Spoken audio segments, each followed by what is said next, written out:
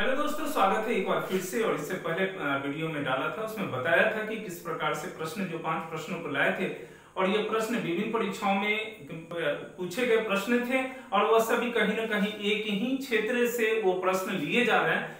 तो संभावना रहती है कि उसी क्षेत्र से प्रश्न पूछे जाएंगे। तो वह क्षेत्र आपको था, मगध का क्षेत्र था। आपको महाजनपद से प्रश्न पूछे गए थे, बौद्ध संगति और जैन संगति से प्रश्न पूछे गए थे। तो आज उससे जुड़े हुए कुछ और टॉपिक को यहाँ पर लेकर इस वीडियो में आया है।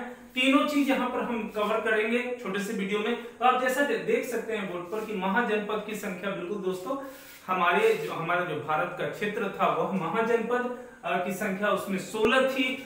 इसका एक अलग वीडियो बनाएंगे, हम बताएंगे। लेकिन अभी बिहार को लेकर कवर कर रहे हैं। ये प्रश्न बहुत बार पूछेंगे कि बिहार में कितने जनपद थे। तो 3, मगध, बज्जी और अंग।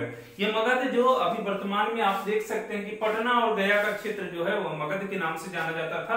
बज्जी जो कि अभी वर्तमान में वैशाली, सारण के भी कुछ क्षेत्र और मुजफ्फरपुर जिला के क्षेत्र है, सो इस बज्जी के अंतर्गत आते हैं। और लिच्छवी गणराज्य, बिल्कुल दोस्तों, लोकतंत्र की जननी इसे कहा जाता है वैशाली को। न केवल लोकतंत्र की जननी है, बल्कि अगर हम कहें यहाँ पर तो महावीर जी का जन्मस्थली भी है और गौतम बुद्ध का कर्मभूमि के नाम से भी जाना जाता है बज्जी। तो यह भी जो है सो आपको है सो ये वर्तमान में यह है सो मुजफ्फरपुर और वैशाली के जिले इसके अंतर्गत आते हैं। तो यह भी एक महाजनपद हमारे बिहार के अंतर्गत। और तीसरा, अंग, जो वर्तमान में भागलपुर, जिसकी राजधानी चंपा, और आपको बज्जी की राजधानी जो है सो वैशाली हुआ करती थी। और मगध की 2 राजधानियां थी। प्रारंभिक राजधानी जो कि है सो आपको बिंबिसार के समय में राजगृह, जिसे मैं बताया भी था कि 5 पहाड़ियों से घिरा हुआ क्षेत्र था। और बाद में जो है सो इसकी राजधानी को परिवर्तित करके पटना अर्थात पाटलिपुत्रा लाया गया था। तो थोड़ा सा हम लोग, चूंकि हड़यक वंश जो बड़ा महत्वपूर्ण वंश है, जिसमें बिंबिसार, अजातशत्रु और उदयन जैसे राजा हुए हैं, उनके समय में कुछ महत्वपूर्ण घटनाएं हुई हैं जो प्रश्नों में बार बार पूछे जाते, तो उसको भी यहाँ पर हम लोग लेकर अभी आएंगे। चलिए दोस्तों, तो यहाँ पर देखिएगा, जिन क्षेत्रों से अधिक प्रश्न पूछे जाते हैं केवल मैं उसको अभी लेकर आ रहा हूँ। बाद में इसका विस्तृत वीडियो एकदम क्रमबद्ध लेकर आऊंगा। तो चलिए सबसे पहले जो प्रश्न अभी हुए थे उसके आधार पे मगध की चर्चा कर रहे हैं। मगध जनपद, बिल्कुल जिस प्रकार से आज केंद्र में दिल्ली हुआ करता है, उसी प्रकार से उस समय में वो 16 जनपद जो महाजनपद थे, उनका कहीं केंद्र बिंदु में मगध होता था। और सारे शासक की कहीं ना कहीं इच्छा होती थी कि वो मगध का राजा बने। तो यहाँ मगध जो राजवंश है उसकी शुरुआत तो सबसे पहले वृद्धत के द्वारा किया गया था और वृद्धत वंश की स्थापना की गई थी, जिसमें उसके पुत्र वृद्धत के पुत्र जरासंध जो काफी चर्चित व्यक्ति है। लेकिन इन सभी परीक्षाओं में इन सभी को बहुत ज्यादा पूछा नहीं जाता। सबसे पहले हम लोग आते हैं यहाँ हड़यक वंश का, बिल्कुल दोस्तों। उसके बाद आपको है वृद्धत वंश के बाद हड़यक वंश आता है। और हड़यक वंश का संस्थापक जो होता है वह बिंबिसार होता है। ये बिंबिसार, अजातशत्रु, उदयन को केंद्रित अभी हम करके ये अभी जो है हम बना रहे हैं और बता रहे हैं, क्योंकि इसी से प्रश्न बार बार पूछे जा रहे हैं। तो बिंबिसार हड़यक वंश का संस्थापक था, एक तो आप यह याद कर लेंगे। और उसी के द्वारा ये राजधानी जो राजगृह जो है, जिसकी चर्चा बार बार अभी प्रश्नों में पूछे गए हैं, राजगृह, उसका गिरिब्रज नाम था। गिरिब्रज नाम था। और जैसा कि 5 पहाड़ियों से घिरा हुआ क्षेत्र, तो गिरि पर्वत, ब्रज मतलब पूरी तरीके से है सो घेरा हुआ। तो ये है सो गिरिब्रज राजधानी थी। तो ये प्रश्न में गिरिब्रज भी दे सकता है, यह आप देख सकते हैं। अच्छा, बिंबिसार है सो अपनी राजनीतिक स्थिति को मजबूत करने के लिए शादियां अलग अलग जगहों पर 3 शादियां की थी। और ये बहुत बार पूछा गया है। तो 3 शादियां में कौन है? कौशल की राजकुमारी कौशल देवी से। बिल्कुल दोस्तों, ये देखिए, कौशल देवी से पहली शादी उसके द्वारा किया गया जो कौशल की राजकुमारी थी।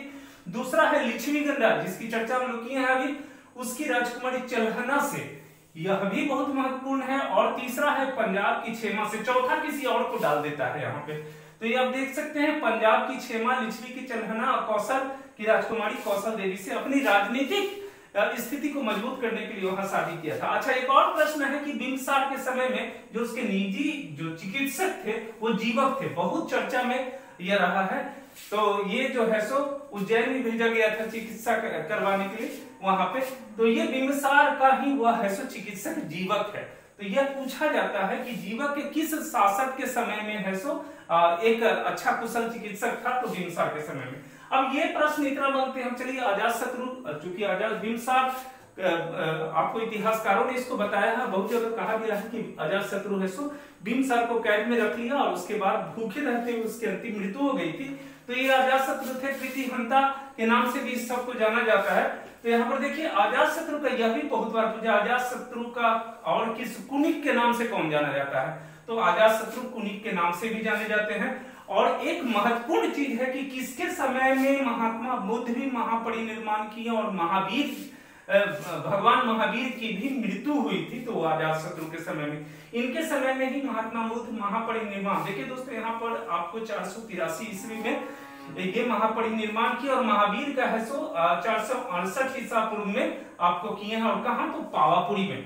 तो पावापुरी में आपको है सो इनका है सो महापरिनिर्वाण तो गौतम बुद्ध का हुआ 483 ईस्वी में और इनका जो है सो 468 ईसा पूर्व में निधन हुआ था। ये प्रश्न पूछे गए हैं कि किसके शासन, कौन सा शासक था जिसके समय में दोनों गौतम बुद्ध और महावीर जो है सो अपने अंतिम इसको प्राप्त किए थे। तो ये अजातशत्रु के समय में ही महत्वपूर्ण, यहाँ पर देख लीजिए अजातशत्रु के समय में राजगृह में प्रथम बौद्ध संगति का आयोजन भी किया गया था।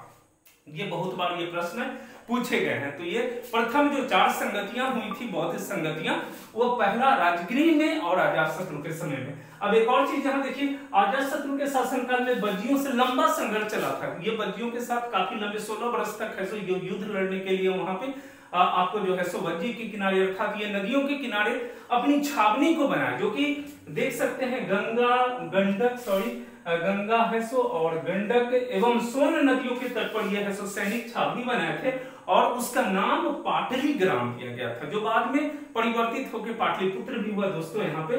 तो उसी का नाम उनके समय में पाटलीग्राम नाम दिया गया था, लेकिन वो जो है सो कोई उस तरीके का वो है सो स्थापित नहीं किए थे अजातशत्रु। अब देखिए उसके बाद अजातशत्रु के बाद उदयन बने हैं शासक और उदयन के समय में यह अजातशत्रु अपने शासनकाल में इसे चंपा का राज्यपाल या उपराजा बनाया था। बहुत बार पूछे गए हैं कि आपको आजाद ये कहाँ के उपराजा थे, ये आपको उदयन। तो अजातशत्रु अपने शासनकाल में ही इन्हें चंपा का है सो उपराजा या राज्यपाल बनाया था। चंपा बिल्कुल दोस्तों अंग प्रदेश की जो है सो अंग महाजनपद की राजधानी चंपा है और वहां का उपराजा बनाया था, अजातशत्रु बनाया था इसको। और इसने ही पाटलिपुत्र नगर की स्थापना की थी। कहां? ये आपको है सो सोन और गंगा के तट के किनारे, जो कि कहीं यहाँ आप देख सकते हैं कि उस समय छावनी बनाए गए थे, उसी जगह पर है सो फिर पाटलिपुत्र शहर को ये स्थापित किए। और बाद में जो है सो राजगृह जो बिंबिसार के द्वारा जो राजधानी बनाया गया था उसको लाकर यहाँ पर पाटलिपुत्र को राजधानी बनाया। तो बहुत सारे प्रश्न यहाँ पर बन रहे हैं, आप इन सभी चीजों से बहुत सारे प्रश्न को देख सकते हैं। और चलिए अगले वीडियो में हम लेकर आते हैं गौतम बुद्ध का जो है सो बौद्ध संगतियां और जैन संगतियों को भी लेकर आते हैं। थैंक यू, धन्यवाद।